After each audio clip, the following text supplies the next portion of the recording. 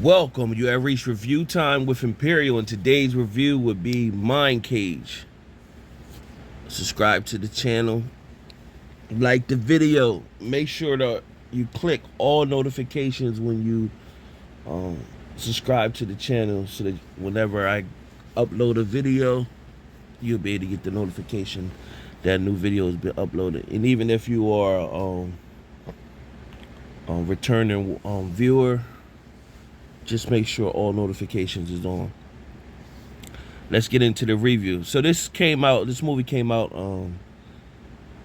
the end of somewhere in 2022. I didn't know what to think of it because you know Martin Lawrence, you're used to seeing him in like funny movies. So he plays as Jake Doyle. Let's just go over the cast before I get into it. So Martin Lawrence plays as Jake Doyle, and then you have he's a detective. Then you have Melissa Roxburgh. She plays as Mary Kelly. John Malkovich, he plays as Arnold LaFleur, aka the artist.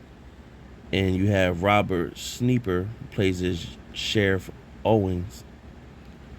And that's pretty much the main cast. Now, like I said, I didn't know what to think because you used to seeing Martin play in funny movies. You don't know how to take them in a serious role.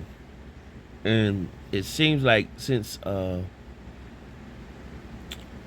think Martin had like I don't know if he had a minor stroke like years back, and he still fully never like recovered from that minor stroke he had. So it's good to see him still acting and everything, but I think he never fully recovered because he always seems a little off, like a step off in his roles, or when you see him in interviews and stuff like that. So but shout out to Martin Lawrence. He came a long way from the 90s and the Martin Show and Talking Dirty After Dark and all that. But nevertheless, let's get into it. So what takes place is that you have a copycat murderer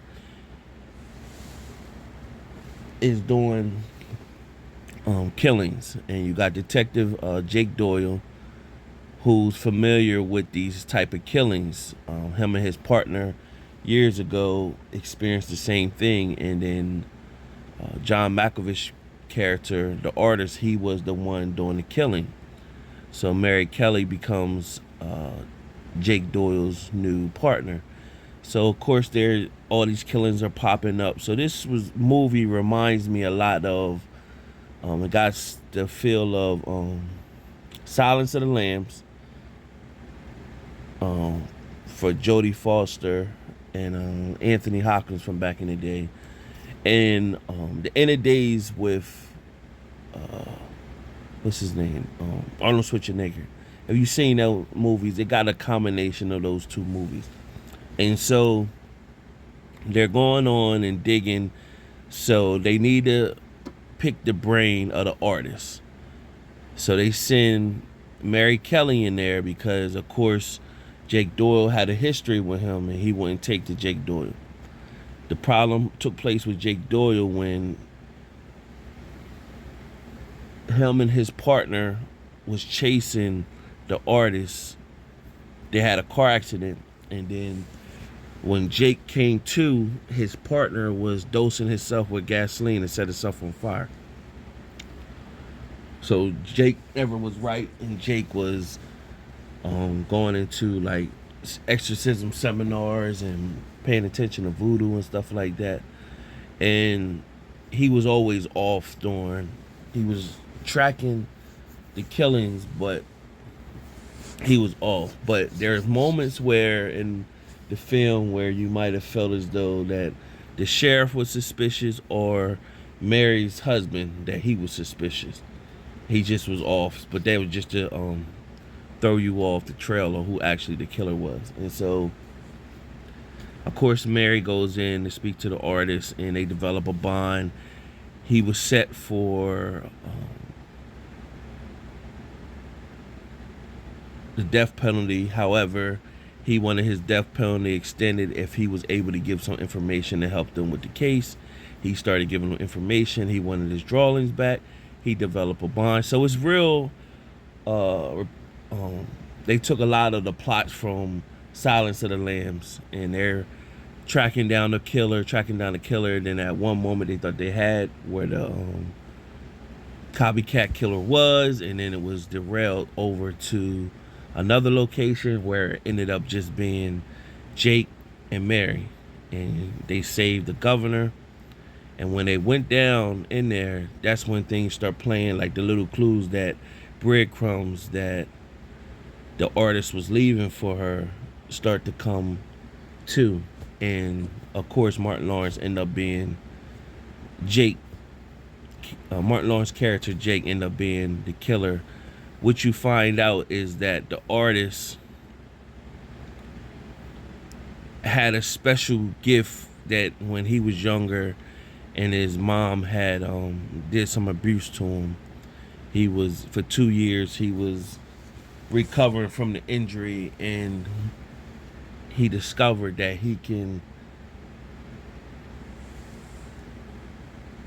warp into other people's body and become them and make them do other things while he was present at another place. So he started using that, and that's how he would do his killings. And pretty much he jumped into Jake Doyle's partner.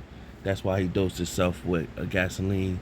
And then he jumped into Jake Doyle, and that's why he was doing the copycat killings. So she had to kill him. And so when Jake came to, he said what's going on, and she basically told him what took place. And the whole time the artist was speaking through Jake to her the whole time as she was killing Jake. And Jake pretty much said, you gotta end them. So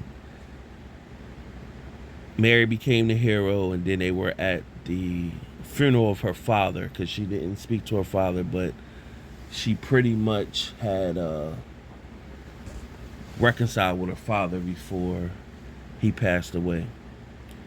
And so because he could warp into other people's body, he meaning the artist Arnold Lever, and he warped into this doctor that was overseeing him. And she seen something off with the doctor before time, and she kept wondering why the doctor was like close to him, but he was warping into the doctor at times, especially at times when they said she was looking to see like, well, he's going through this little mechanism, and the doctor said it's just a condition that he's been going through it since he was little. But that's when he's warping and doing the killings and stuff like that. So he was warping, taking over with the doctor and letting the doctor do things. So the doctor showed up at the funeral, and he was talking to her, and so she sent him a surprise where he didn't know it was her. She sent some poison. She noticed that he likes putting the pencils in his mouth while he's doing art, and so she put poison in the pencil. So when he went and put the poison, the poison ended up getting inside him. So she mentioned, well, some things that Jake was teaching me did rub up on me, and he basically took the poison, and he died right then and there. And then she went in the car, told her husband, let's go on that trip we always talked about. She got up and went in the trip to drive off with her husband. The doctor got off the seat, and then it showed the artist pass away in a jail cell. So we think. And it could have transferred into somebody else for all we know. So depending on the success of the movie, you'll see if it'll end up being a part 2 or not. As in my 4-star rating system, I'm gonna give this movie a 2 out of 4 stars. It was a decent enough watch. I don't give it too much more than there, because pretty much it was in the days in Silence of the Lambs, the whole storyline. It just was the twist that he jumped in. He was able to warp, and the detective ended up being the killer. And it was kind of obvious in a sense when you start thinking about who the killer could be. But nevertheless, decent enough to watch. Subscribe to the channel, like the video. Till next time.